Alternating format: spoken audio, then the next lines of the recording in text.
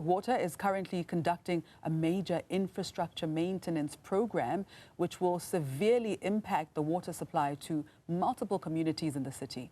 The maintenance aims to improve plant reliability and work towards creating a more flexible system at the bulk suppliers, the Vereeniging, Zuikerbosch and Zwartkopjes systems. WaterCan management Dr Ferrial Adam joins us now to tell us more about this. Doctor, good morning and welcome to Newzroom Afrika. Good morning, Masichava. Thank you for having me, and good morning to all your viewers. Now, Doctor, firstly, can you explain why this maintenance work is necessary and how it will benefit the water supply system in the long run?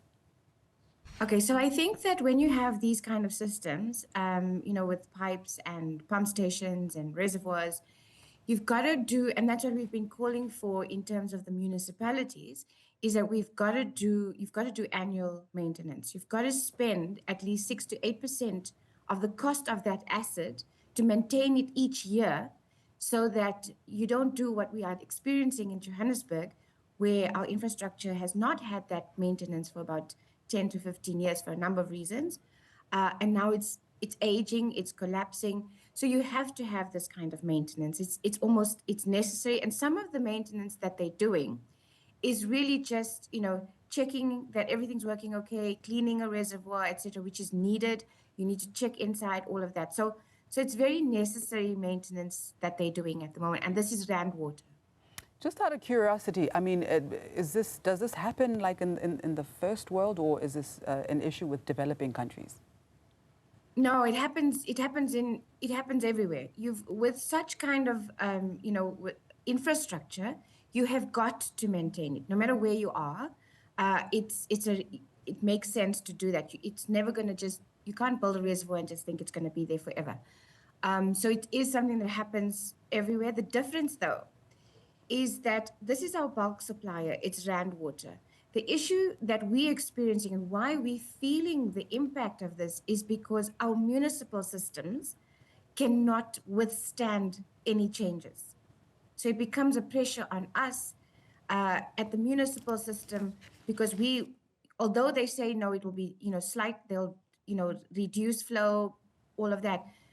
But already, if you take city of Joburg, any change to that pumping affects large parts of the city, because the city of Johannesburg has not spent enough money on infrastructure and maintenance. And Doctor, what are some of the potential health and safety concerns that residents should be aware of during the water outage, and how can they mitigate these risks?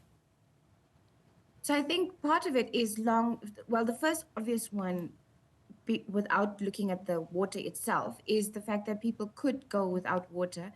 In a normal situation, you should not even feel this. It should just be normal. But we know that even before this maintenance, there are big parts of Johannesburg that are affected by the commando system, the reservoir in Alexander Park Reservoir in the east of Joburg, where people have already had like 5-6 days without water already. And some may even say more than that. So that's the outage means that people are going to be storing water. And also, if they're storing water, they need to be careful about the water that they're storing, because water is not like, it doesn't have an endless life. It does have bacteria in it, small amounts, and if you leave it too long in the sun, it could affect you eventually. But also, people need to boil their water unless they're buying it or whatever. But those are the kind of things. But also, if you think of not having water for about 6, 7, 8 days, in terms of lifestyle and health, people can't do the basics. And elderly people don't have water for their medication. They cannot get water from the water tankers. So people are going without basic hygiene. Cooking becomes an issue and a challenge. And I'm talking more in terms of the areas that have had this long kind of outage of water. But generally, if there's small outages, people have stock and they can deal with it. When water does come back, they need to just monitor that everything's fine, because the pipes may be fine, the water's fine, but there might be problems with the pipes. So those are the kind of health issues that we could face. Dr. Adam, you mentioned that our infrastructure cannot withstand any changes. So how will WaterCan work with Rand Water and other stakeholders to ensure that the water supply system is maintained and improved over time? So our first key thing, and we continue to ask for this, is that we think that the city of Joburg needs to ring fence money for Joburg Water. Now they're saying that they've approved that, but we don't see the budget. We don't see how much. So we still have to push on that one. We're saying we need to ring fence money that we can spend on Joburg Water. At the moment, what we're seeing is they're giving Joburg. So how it works, Mr. Chaba, is that we pay for water and sanitation, and the water goes to the city of Joburg. But Joburg Water is the entity that's actually doing the work. So City of Joburg then allocates money to Joburg Water. And what they're doing right now is they allocate for operations, but they also allocate a small amount for CapEx, which is your pipes, your infrastructure. And they allocate like 1.2 billion at the moment. Joburg Water has repeatedly said to do the work that they do, they need at least 2.5 to 3 billion rand. In the last adjustment budget that I saw in the beginning of this March, I think, they only increased it to 70 million. You can't do much with that. So we're saying, firstly, ring fence the budget, increase the budget for Joburg Water. Allow Joburg Water to have some control over the budget that they do pull in. So that's what we're saying has to be done as a first. All right. Sorry. All right. No, it's okay. So what plans are in place to ensure that water supply system is better equipped to handle future demands and challenges? So I think that's the problem, is that what they're doing right now is playing a game of whack-a-mole, if I can use that term. Sorry about that. But because if you look at this last week or the last 2 weeks when Rand Water had that big pipe burst, since then the system has been completely unstable. And they haven't been able to balance it. So the Kensington area, Kensington, Bruma, all of those areas have been hard hit because it has been difficult to fill up their reservoir.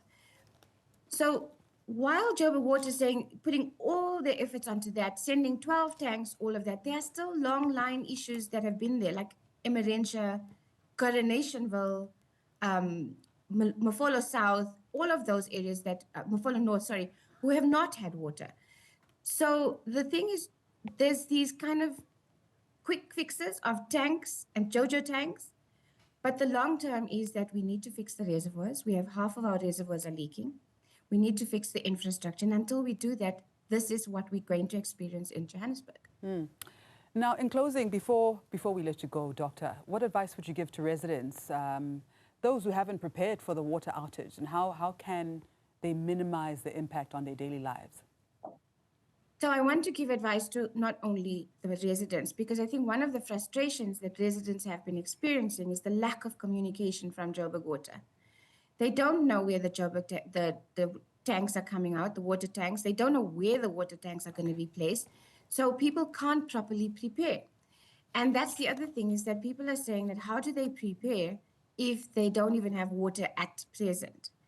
So I think the first thing is that we've got to realize this is going to be a little bit of a tough month. And I know some people are going to say little.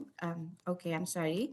But they need to be able to get water and not stockpile your JoJo tank, because the water needs to go around to everybody. So you need to be able to plan to keep some water, reuse your water, keep water in your sink to wash your dishes. And I know people are really doing a lot of that, Mr. Chaba. Really, people are. The challenge is that how do you help elderly people get water? How do you help orphanages get water? And I think that is what we're seeing on the ground, is that communities, civil society organizations, groups, WhatsApp groups are organizing and helping each other. And it's really amazing to see South Africans come together to make sure that they can get water. I've seen people on WhatsApp groups saying, Mama, do you have water? Can I bring for you? And that's the kind of things that is going on all the time. So that's what people need to do. They need to still help each other. They need to keep track of the notices. They need to demand more information. It's their right to know where JoJo tanks are going to be placed. We need more information from Joburg Water, like where? Tell me where the JoJo tanks are going to be, how long they're going to be there. And the other thing is that they'll send one tank, and before everyone gets water, the